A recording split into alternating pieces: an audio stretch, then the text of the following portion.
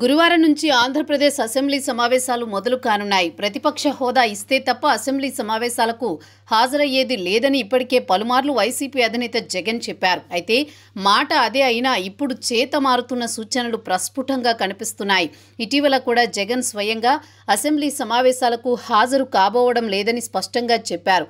అసెంబ్లీకి హాజరు కాకపోవడమే ఖరారైతే ఆయన హడావుడిగా తాడేపల్లి ప్యాలెస్లో పార్టీ ఎమ్మెల్యేలతో భేటీ కావాల్సిన అవసరం లేదు.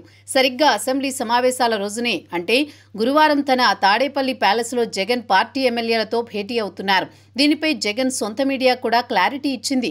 జగన్ పార్టీ ఎమ్మెల్యేలతో ఈ భేటీలో అసెంబ్లీ సమావేశాల్లో అనుసరించాల్సిన వ్యూహంపై, సభలో లేవనెత్తాల్సిన అంశాలపై చర్చించనున్నారని పేర్కొంది. దీనిని బట్టి ప్రతిపక్ష హోదా విషయాన్ని వదిలేసి జగన్ ఆయన పార్టీ ఎమ్మెల్యేలు అసెంబ్లీకి హాజరవుతారన్న చర్చ జరుగుతోంది. ఒకవేళ జగన్ తాను డుమ్మా కొట్టినా తన పార్టీకి చెందిన మిగిలిన 10 మంది ఎమ్మెల్యేలను సభకు పంపుతారా అన్న చర్చ కూడా జరుగుతోంది.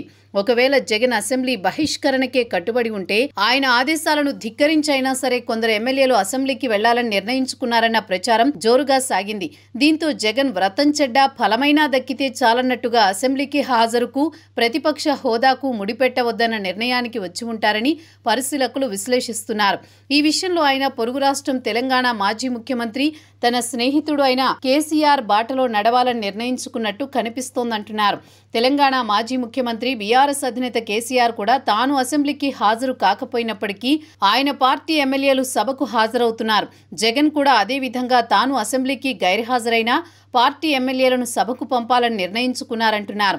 అందుకే ఆయన పార్టీ ఎమ్మెల్యేలతో భేటీ అవుతున్నారని, ఆ భేటీలో ఆయన ఎమ్మెల్యేలకు సభలో వ్యవహరించాల్సిన తీరుపై దిశానిర్దేశం చేస్తారని పరిశీలకులు విశ్లేషిస్తున్నారు.